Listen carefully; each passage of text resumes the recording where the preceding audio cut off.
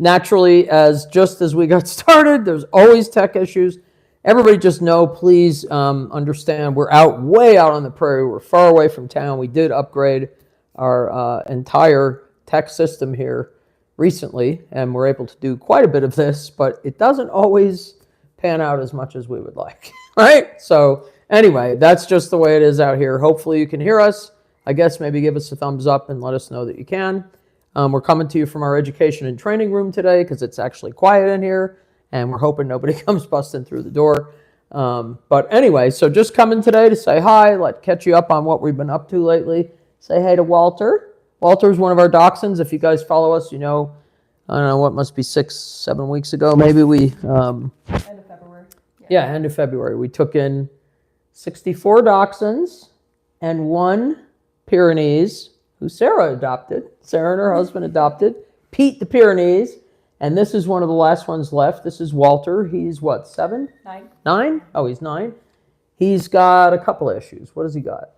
He has a heart condition. And his eyes. Some vision issues. Yeah. So, typical old man stuff. Yeah. But sweet, he majors in. So, oh, yeah. Anyway. Yeah, he's a total sweetheart. Super friendly little guy.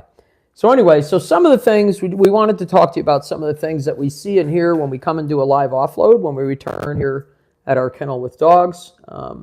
People tend to ask different questions about why do we not let them down on the ground to go to the bathroom? Well, we typically have somewhere between 30 and potentially as many as 100 dogs coming back. Our goal is to get everybody off the truck as quickly as possible into their kennel runs where they can get down on the ground, be safe, be secure, and that's why we don't let them out on the ground to go to the bathroom. We just can't.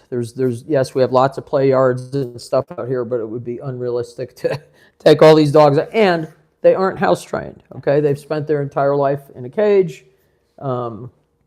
And they're not house trained. It's not, you know, we clean their crates as we go down the road on rescue all the time. Sometimes they'll go in there just because they've been in there and that's what they're used to. So we go back every couple of hours and check everybody and fill up water, clean crates. But here our job is to get them in their kennel run. And the other thing is a lot of our dogs are timid. They're timid to begin with, and this experience of moving them down the road in a truck and getting them here can really, really scare the daylights out of them. So we spend a lot of time just decompressing them and doing things that don't cause us to create more stress for them when they're already completely stressed. One of those programs, we used to have, we used to go in the day after the dogs came and evaluate them real quickly and kind of come up with what we thought their temperaments were like and stuff. But we've learned over time that they need more time. The next day or even 2 days later is generally not quite enough. And so Alex, who's our behavior supervisor, came up with a program called Welcome Pause, and she's going to tell you a little bit about that and why we use it here with our type of dogs. Yeah, so Welcome Pause, like a pause, right? Just gives them a chance really to decompress. Every single dog that comes through the doors starts on that program, and they let us know when they are ready to kind of graduate from that. So a lot of them, it's a couple days, or some of them need a couple weeks to kind of decompress with limited handling, but still a lot of interaction so we can learn about them. So it serves as kind of a long-term assessment instead of a formal assessment that happens within like 10-15 minutes. So it's really spread out across different handlers, a lot of different people working with them. Cool. Yep. That's great. We've seen a tremendous increase, frankly, in our adoptions and decrease in what we used to call red dogs here, which were just dogs that would bite. We've seen that just decrease just by not stressing them so much right as soon as they come in here. So anyway, Sarah, what are your thoughts about Welcome Pause? I love it. I think it's a great program. It was really fun developing it with Alex, and really based it on the fact that the kind of old school standard of a behavior assessment on intake isn't really as helpful as we once thought it was. It's a snapshot, and I know I wouldn't want to be judged by my worst moment. Yeah, just getting off of a truck from a very long ride and probably being a little freaked out about what's going on. And I just think if someone's only impression of me was that, I would be kind of sad. Yeah. So we give them this pause, literally. I mean, the program is called Welcome PAWS. But, Get it? yeah. But it's really a pause. Let them get used to this environment, the smells, the people, the sounds. This is completely different from where they came from. We see a lot of people who, put pouring down tears when we're offloading the dogs. Oh, don't touch. Yeah, sorry. That's hard for me. I talk with my hands a lot. You're welcome. And people will say, oh my gosh, they all look so scared. And they are scared. They're really scared. A lot of them, we take these dogs from the only place they've ever known, the only people they've ever known. And usually that's a small number of people. A lot of these places are in rural places. A lot of families, this is a family operation. They don't see a lot of other people, the adults. So we take them out of those cages, we put them in our truck, and then we bounce them down the road in the dark back end of a truck. This is not fun for these dogs. People always ask, oh my gosh, it must be crazy how loud it is. It's not loud at all. The only dogs that really usually make any sounds are huskies and beagles, because that's their job, and blind dogs. If we get a dog that's blind, you can imagine this whole exercise is scary for dogs that can see and hear. Imagine ones that can't. It's very, very intimidating to them. So definitely, I always say, like, they don't know it just got better. Right. They don't know that we're on the road to a home, a soft place, and that's even scary for them. Yeah. It's the soft thing. I don't know that. Unfamiliarity is really scary. So. Really scary. So imagine all the unfamiliar people, smells, sights, sounds, everything that happens when they come here is scary to them. Plus, a lot of them have come from places where they haven't been really well socialized. So, you put that on top of the trip and all that out here. So we're always extremely proud of these dogs. I always say that our population of dogs, in all honesty, to me are the biggest ambassadors on getting past fear and learning how to be what they always were meant to be, which is just a companion. Yeah. So the immediate assessment, I think what that's done for us is truly shorten the length of stay for a lot of dogs. As soon as we would label those dogs red, it was like, oh, that one's going to be here for a long time. But now, because we don't do that, unless it's truly a red dog who's going to come forward and bite people, which is very uncommon, to be honest. They're mostly any biter here is always out of fear. It's just because they don't know what life is all about with all these other things going on and different people. So it's usually they're going to nip out of fear. We can get 100% of those dogs past that. That just takes time and people that know how to handle those dogs and get past those problems. So what else? So we've been noticing, you guys have probably been noticing, if you've been following us for any period of time, some other dogs that are not from commercial breeding facilities, and we've wound up helping a lot of dogs outside the scope of our mission, simply because there is no place for these dogs to go and no chance for them. And so, if and when we have room, we will often help some one-off dogs. I'll have Sarah tell you a little bit more about them. And we have a name we've been calling them, the Missouri Mutts. But the truth is, it's not only Missouri, and we don't really love that name. It's just kind of what came out of our mouth the first time we brought some of those dogs here. These are dogs who, I'm going to let you talk about those dogs. Yeah. Sure. So I have to talk loudly. I don't have a mic, so I apologize. I have to lean over onto Theresa. So our mission, I'm sure, as you've noticed, has been growing and expanding. And, that just has come out of the reality of animal welfare and where we're at and the areas where we are and see dogs that need help. We're not going to just drive down the road and pass a dog that needs help. We're not going to just turn a partner down that needs a little bit of help with a medical case, or, there's a variety of dogs that come to us, and not a lot of them, it's a handful, but it is really satisfying and gratifying to collaborate and work with other partners to know that we're able to take dogs that maybe would have met a sad demise if they were dumped on the side of the road, or, if there wasn't a municipal shelter around to take them in. So we've been taking these extra dogs, we call them bonus dogs, I guess, I don't know. But we're trying to find a fun name for them. Yeah, we are. We've been literally calling them the Missouri Mutts, which isn't very nice, but is true. in many of the cases. But sometimes we're working with other shelters. Sometimes right here in Colorado, we help work with a Humane Society Pikes Peak region, a variety of other places, Littler Rescues. Anybody who needs help and is interested in, or reaches out to us, we're happy to help if we can. So each case is unique and different. Some of the cases Sarah was talking about, these dogs, just hit by cars. Got one. Yeah. I think Alex can attest to that. You guys, if you've been following us for, when was that? Last May. Last May June. or June. So, 10 months ago or so. Our gal that manages our facility out in Missouri came upon a dog that had been hit in the road. She thought the dog was dead. It wasn't dead. It was, all the bones in its legs were broken, but no other internal injuries, so it wasn't dead. It would have died because it was 105 degrees and the dog was laying in the road like that, very injured. So, obviously, yeah, that's not a breeding dog. It's just some dog hit a golden retriever puppy, actually, in the middle of the road. We are not going to drive past those dogs, I think, and hope everyone can understand why. We know what our mission is. We're really focused on our mission and really good at our mission, and we love our mission, but we also love all dogs. You don't have to be a breeding dog for us to have a heart for you. So we've helped a lot of those dogs, and Alex wound up adopting one of those dogs last year. Did. Maple. Yeah, she was Susie with us, so if you saw Susie's story, but she's Maple now. She's thriving. She just hit her first birthday. Oh my gosh, she's a year old. So when when she was found in the road, that was actually a second dog from that same property that was found in the road the next day. So two of those dogs, two of them required plating of their femurs, which were broken. And Alex has also required an amputation of a front leg. But these are beautiful, wonderful, happy, now healthy dogs, just thriving. And they were pups. They were like 5-month-old Goldens that were.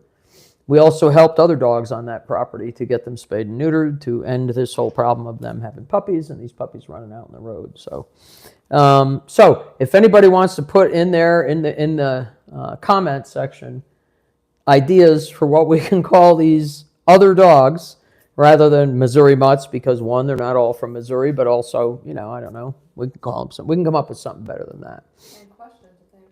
Yeah, if anybody has any questions, please chime in. I don't set this up with some big agenda ahead of it, just simply because we're just coming to talk to you and tell you what's going on now. If there's any questions whatsoever, please stick them in the chat. I'm looking at the little notes I have here. Q&A, angel donors. These are our people who donate monthly to us. I hate asking for money, to be honest, but because of our mission expansion and just because of the way everything is right now, everything is super expensive. I've been asking more than I ever have over all the years. So our angel donor program is something we put out for everybody to be able to take part in. I'm an angel donor. It's $25 a month. That's what I can afford, literally. So that's what it is.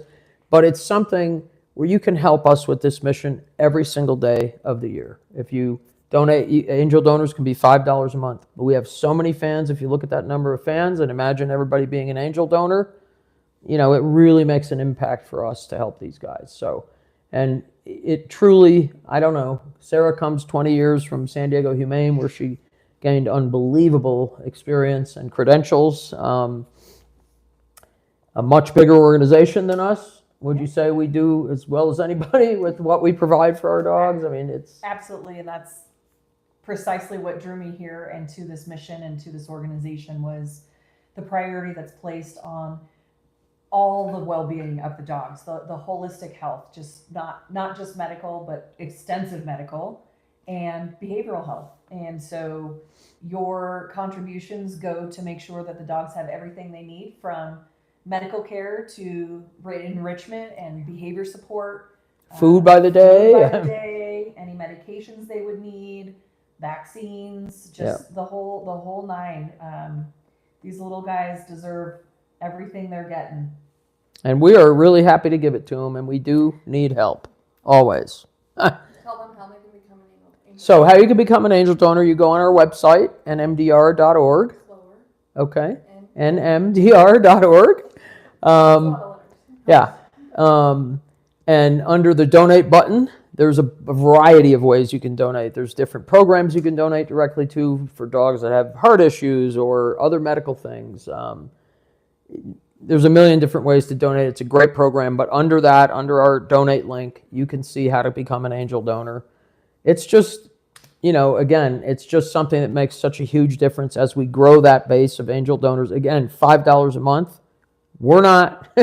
We're thrilled and grateful for every single penny anybody is willing to give us. Yeah. But when it's set up that way, we can predict, it's predictable donation to us. So as that program grows, we get more and more stable here, take care of these guys. So somebody asked, what is our whole process from when a scared dog comes in until when they're adopted? I'm going to let Alex talk about that. So the question is, Yeah, so when we Repeat the question. So the question is, what is the process from being really, really nervous all the way to adoption? It's kind of different for each dog, but I'm really grateful for that ability to kind of cater, right, what we do to each dog, because they're all different, but they all have a lot of similar things that we kind of need to work on. So we start with that decompression time, that welcome pause, right? And we have a lot of volunteers who are really wonderful, and staff members go through, sit with these dogs and get as much information as they can. There are a few goals while they're on that welcome pause, like wait, touch, pickup, which is something we do, kind of desensitizes them to us approaching them and lifting them up off the ground, some leash walking, and just general trust with humans. From there, we kind of start introducing them to other dogs. We get some information about them. If they are really, really nervous and these dogs are needing, more intensive behavioral therapy, I'll say, we work with behavior modification for desensitization and counter conditioning. A lot of big words, but basically meeting them where they are with what they need. So if a dog is afraid of being touched to the point where they're fear peeing or something like that, or biting, we break that process down into small steps. So I'm not going to start by reaching, right? We're going to break it a lot down so they really trust where those hands are and kind of what that comes from. We set some benchmarks for them so we can see, okay, 2 weeks from now, am I going to be able to touch this dog that I couldn't even go in the kennel with before? And a lot of the times, I'm going to say 99% of the time, they surprise us by leaps and bounds by jumping, because they start to kind of realize what they're experiencing here is really great. They go to puppy parties or play groups because these dogs have known each other. They've known dogs. Dogs are good. I can agree there. So they really start seeing, okay, when I get picked up, I go to group. Oh, I like those tasty treats. All these little things that kind of add up, and we cater the plans for them. And then that's when, during those play groups, is when we normally find out the most information. You'll see on our bios, on our website and social media. That's how we get that information. Walter comes out of his shell with other dogs. He really loves them, but he'd also be a great dog who, operates solo. He loves a lab, loves a person, but also loves dogs, right? So that kind of information. Then our adoption counselors, if you're interested in a breed or in a type of dog, something like that, you'll go through the adoption process to get approved. Come in, you're able to meet up to 3 dogs, and I a lot of us will kind of make an appearance trying to find best match for you. So kind of depending on what you're looking for, and a lot of that progress does happen in the home, but we get them as far as we can while they're here under our care. Yep. Kennels are stressful environments, period, for any dog. In fact, our population of dogs, because they've spent their whole life in kennel settings, usually with lots of other dogs and lots of noise. It's funny, if we took our regular dog from home and walked it down our kennel, they'd be like, because everybody gets barking. And these guys are just chilling in your arm because they've been desensitized to this since the day they were born. So the noise is kind of interesting how it would freak other dogs out worse than these guys. However, there are lots of other things that freak them out. People, sounds, things they've just never seen or experienced before. A lot of people talk about ceiling fans when they go home. Dog is always, it takes a while to get used to this moving thing, just simply because they've never seen anything like that. TVs. Vacuums are not scary. I know, because... But TVs are terrifying. Or they get addicted to sitting there and watching TV. I mean, it's just, every dog is unique, just like every human. And we give them absolutely everything we can. Alex and her team are truly amazing. When I come here and see these guys out, you see it. You see it if you follow us during the week, and puppy parties outside and everybody's running around in the grass. I mean, this is this is what these guys need, and we provide it here. We're happy to. We're very successful in finding them great homes too. Why do we say some dogs have to have other dog friends? And what's our policy about adoptions? Out of state, if they have kids. You can do it. Good. I'll do the first. You do the first, and Sarah can. So right. why do we say that some of these dogs absolutely require another dog? And I think that's a great question. As somebody, I have some experience from a shelter that is just, municipal county shelter. So a lot of those dogs couldn't be co-housed, couldn't go home with other dogs. And not a lot, but a good portion. With mill dogs, what I like to say is they've never known any good except each other, right? And not never, and not any, but the most reliable thing they've had their whole lives is each other. And so the main decision-making factor I'd say in that is how functional they are, where their confidence is. A lot of them will learn to be confident and learn how to dog, we say, because humans can only teach them so much. So there are some of them that really require and lean on each other to learn. So you'll often see an older dog playing with puppies because we want them to kind of learn what that puppy life is like. Let's see some puppyhood. My two that I got from here, I bring back kind of as ambassador dogs, but I call them buddy dogs because they teach these guys. So when you see that on a bio, it's really not because we'd prefer them to go to a home with another dog. It's because when you do separate them, a lot of times they stop eating. You're not able to catch them. They shut down. They're really terrified. And just simply the addition of another dog really brings them out of their shell. Yeah, that's cool. So yeah, for a lot of our guys, and that's been over all the years, that's never changed. Just spread your mics apart a little. They're touching. There, that's good. Yeah. And when they click, it's got it.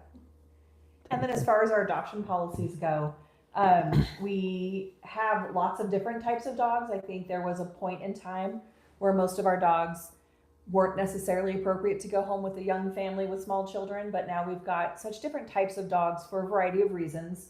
You never know who we have here. We have such a wide range of breeds and personalities and ages and all kinds of things. So we definitely can find the right dog for the right family. We do out-of-state adoptions. We do ask that you come in person to meet the dogs and bring your entire household, including any dog friends that you have in the house. And why is that? And why is what? Why do we have them come here? Oh, we have you come here so that you can meet these guys and make sure it's a good fit. We want to make sure that we're getting you the right fit for your family, for your lifestyle. We're Sorry. just dropping stuff. It's fine. My notes. But we want to make sure it's a great fit. So, sight unseen is a little bit difficult to do. We want to make sure that you're able to pick up. Maybe we have a particularly timid dog that has a hard time being picked up. We want to make sure you're comfortable working with the dog. We want to make sure that your resident dogs, if you have them, get along. And so we just want to make sure it's the right fit. And if it's not, then we'll make sure we find you the right fit. Cool. What's our Awesome. future looking like? Our futures, right now, I think I've been saying this for a couple of years now. For the entirety of our existence, once we got past that first year and a half and got kind of organized, we rescued about 100 dogs a month. For about 15 years, that was the number, maybe 16 years. The industry, the commercial dog breeding industry, about 2 years ago just took a nosedive. There's a lot of different theories around it. Obviously, the economy plays a role. Vet care, food, everything is so expensive right now. So that's one reason people may not be buying puppies right now. But also, during COVID, everybody probably knows someone that got a puppy during COVID because it was a good time to do that. Everybody was home, working from home, and this was the ideal time to raise a puppy and, house train it and all that. But COVID was something all of us went through together all at the same time, so it affected the entire country, entire planet all at the same time. So we have a country full of people with young dogs right now that bought puppies during COVID and breeders were churning out maximum puppies at that time and making good bucks doing it because everybody wanted a puppy. But then that just kind of caved in, a couple of years in. People started going back to work, leaving the house again. But also, probably more importantly, there's just a country full of people with young dogs who also potentially remember how much fun it was to raise a puppy. So they're not, just jumping right at that again. I do think it'll turn around at some point. But right now, people aren't buying puppies, so breeders are hurting, and badly, many of them. And so that number of dogs went from about 100 dogs a month to upwards of occasionally 300 and 400 dogs a month, but most months at least 200. So our mission in the last 2 years has doubled in terms of just the number of animals we're serving. And many months tripled, and occasionally months it's quadrupled. In last December, we rescued 435 dogs. In January, it was over 200. In February, it was over 400 again. That's 1,000 dogs in 3 months. I mean, we are a dog rescue. We're not a municipal shelter downtown getting funded from anywhere. Everything we do here is based on your guys' generosity to make this mission tick and work every day. So anyway, what else?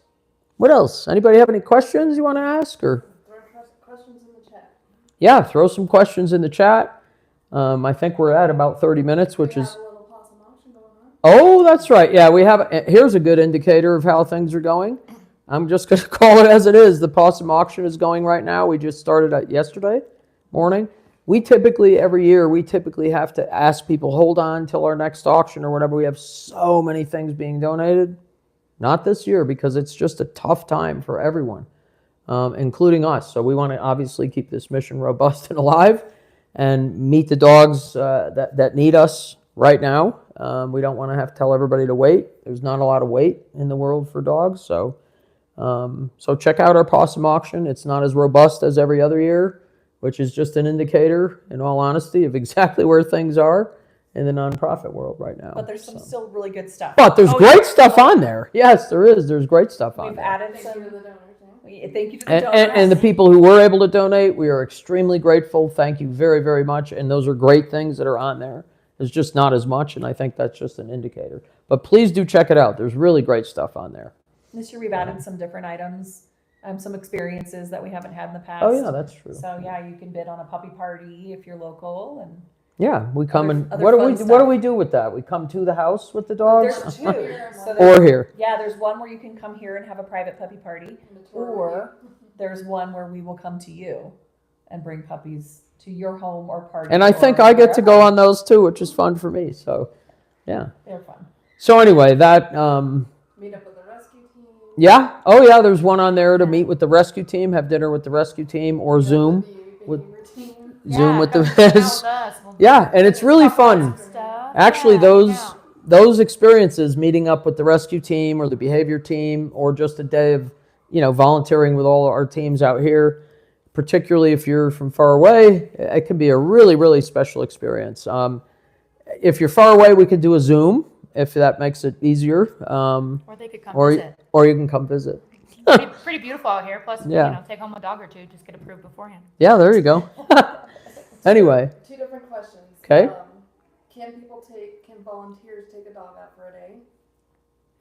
So question is, can volunteers take a dog out for a day? So we do have a Dogs Day Out type program where approved volunteers can take hand-selected dogs out for a pup cup or, walk in the park or a little outing somewhere. But, you would talk to your volunteer coordinator about that. Alex usually is the one who makes sure that the dogs are appropriate and will do okay on an outing. It's so good for them to get out. Not Oh, only my to be gosh. seen by potential adopters, but it's such great socialization for them and really prepares them for real life. And the Yeah. other question is, when is our next rescue trip? that'll be Tuesday. What's the question? Well, our next rescue trip, we just got back, I don't know, the night before last. We leave again on Tuesday. We come back on Thursday. This time, again, because of the unbelievable number of dogs that need a place to go, this time we'll be working with our great friends at North Shore Animal League America. Hey, you guys. We've been working with them since nearly the beginning of all this. I used to volunteer there as a child. So when I was 9 or 10, started volunteering there. So, as a 60-whatever-year-old, it's an honor for me to be able to continue to work with them. We've been doing it for many years. They're awesome. They're actually sending 2 trucks, and they have big, huge adoption trucks. They're actually sending 2 trucks from New York this time because, again, there's just so many dogs. So they'll take probably between 90 and 100, and we'll bring whoever's left back here and just keep doing this until somehow there's no more need, which I don't see that coming anytime soon.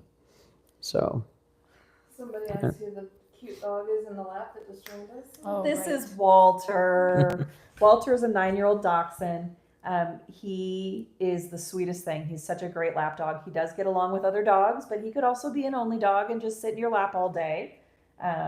He's a lovely boy. he is. He's got some vision stuff going on and some cardiac. So our wonderful vet team's working with that, are working on that. So all that information would come to whatever potential adopter wants to He's a great take little him dog. home and love on him. He loves a sling. He loves to be carried. So. Oh, really? He's a sling boy? He Oh, will great. Be in your arms quite literally all day. So Oh, and he's very sweet and calm and just a gentle little dude. Yeah. So, what else? Any other questions? Anybody? If you're Trying to- local, Oh, if that's you're right. local, That's don't right. mark your calendars now. June 8th? 8th?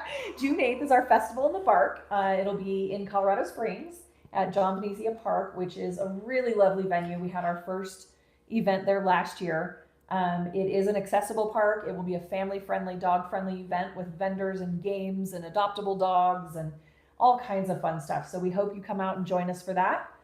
It'll be a really great time, and hopefully the weather will cooperate and we'll have a beautiful day like today. Yeah, I hope so. Yeah, it was really, really fun last year. It was the first time we ever did it at that venue, and it was awesome. One more, What? if you're local, and if you're not, September 13th. That's right. We hemmed and hawed and went back and forth about how are we going to do our gala this year. And we're actually going back to a venue we used to use right near my house, actually, which makes it real easy, for me anyway. The Wedgwood in Black Forest. We're going to go back to that venue and do a gala this year on September 13th. As we get things, nailed down, we'll start posting stuff on our social media. We're still working on the details, but as we get it together, we'll start rolling out some more information. But for now, save the date. September September 13th. 13th. Woohoo! Happy birthday to my sister on that day. Anyway, Come volunteer. Dar wants to share the joys of volunteering here. oh, volunteering. Oh my gosh. So we since the for the first 5 years, this organization was nothing but volunteers. It is volunteers who built this place, including myself. I didn't come on and have a fancy job. We didn't have anything. I already had another job. We all did. We were all volunteer for many, many years. And, at some point when things grow to a certain level, that just doesn't work anymore. You can't ask, 50 hours a week of people as a volunteer to do. And we had a lot of people that did that, but we had to share that a lot. So anyway, the volunteer program here, we now have 44 staff, I think. More than that. Oh, 48. Something Last like I that. see. Yeah. Yeah. And that, comes and goes up and down a little bit as jobs become more and less needed. But about half of those people are part-time. The other half are full-time. They are supported. We are 3 staff members here now. We are supported by upwards of 200 volunteers that help us get this work done every day. I am not going to lie. Somebody I know in a very big foundation really could not believe that we do what we do on the budget that we do. We operate this facility, our facility in Missouri. We rescue every single dog that needs to be rescued that comes into our orbit, and some more than that. We do all that on basically a $3.5 million budget, which if you saw this whole place and our place out there, this lady literally thought our budget was 5 times that to be able to do the amount of work we do. And so I only say that because we're very proud of the fact that we can do what the unbelievable work we do on a not so huge budget, and we're very proud of it. So yes, back to that angel donor again. You are such a help to us every single month.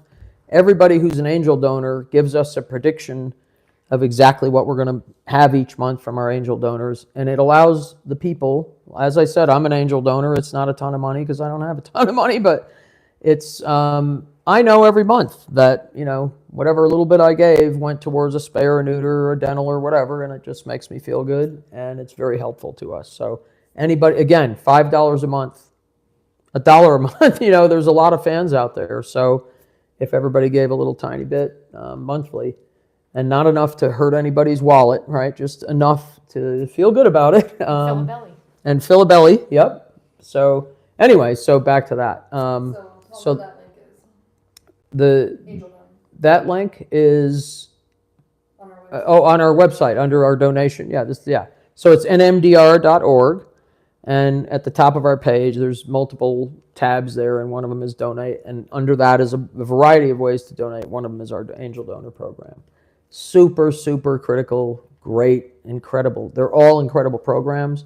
That's the one that we know, the perpetual donation of that, even if it's little, when it's the masses, it's not little anymore. It's really, really helpful. So the volunteer program, one of our volunteers chimed in there. She's been here for many, many years. Do you want to talk about a little bit about the volunteer program? Yeah. I feel like I'm just talking like usual. Yeah, no, our volunteer program is critical to the work we do, just like our angel donors and even our one-time donors. But we could not do this without the volunteers. And Theresa started talking about how the organization was founded on just volunteer support. And we've been fortunate enough to grow in a relatively short period of time into a combination of paid staff and volunteers. But without them, I mean, our grooming and bathing team is almost entirely volunteers. We have a supervisor that oversees the program, but then we've got bathers and groomers that come in and take care of these guys to make sure that they're feeling good and looking good. And, I'm sure it's smelling good. Smelling good. I'm sure you've seen, if you've watched any offload, you see some dogs coming in and sometimes some rough shape. And so it's really critical that we take care of whatever might be ailing them, to include grooming. Mm-hmm. And so that's one team that's always been very impressive to me. We have volunteer adoption counselors. We have volunteer behavior staff. Behavior volunteers. If there is something you can give and do, we are happy to have you do it, even if it's just sitting with a dog and showing them that good things come from humans and feeding them chicken in their kennel. I'll put you to work. Yeah, I will. Yeah. If you're in the area, if you're in Colorado Springs or Peyton, Colorado, come out and see us. Come out for a tour and see what it's like to be a volunteer here. We really, literally could not do this without volunteers. No, we could not. And I will and do and will, till the day I die, honor the volunteers at this organization more than anything else here, besides the dogs, maybe.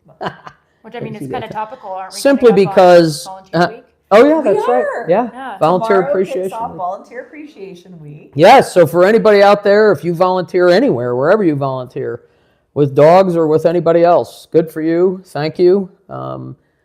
Volunteering changes the world, in all honesty. Volunteering, without the volunteering spirit, this place wouldn't exist. Many places wouldn't. Yeah, exactly. So, our volunteer program is our heart. It really is. We adore our volunteers more than just about anything else here, except you guys. So, go on the website, nmdr.org, and right at the top there, you'll see the tab that says volunteer. Or get involved. Yeah. So that's our volunteer page, and that's kind of tells you everything that there is, all the variety of opportunities, how to sign up for an orientation. And groups. You can do groups as well. Oh, so that's if you right. got a reading club or a sports team or something like that, They that's fill up really quickly though. we do fill up very, very quickly, but I mean, We're happy to have them. very, very happy to have it. And, the dogs get a lot of stuff, especially running clubs, hiking clubs. It's coming on summer. I'm going to keep plugging it, but I got to get these dogs outside. Yes, So. yeah, outside. And if you're not able to come in and volunteer on site, we do have remote opportunities as well, like our adoption follow-up team. They're amazing. They call all of our adopters, or they try to get to all of the adopters. We've had a lot more adoptions lately than we used to. Yeah, they're like, So we could We're on definitely the use phone. some help there. If you're interested in making thank you calls to adopters and donors, and just see how the pups are settling into their homes and see if the adopters have any questions or need any help, we're looking for those volunteers too. always. Customer service, maybe. Reach out to customer service at nmdr.org. Yeah. So, what else? Any other questions? I think we're good. I hope this is informative and maybe fun.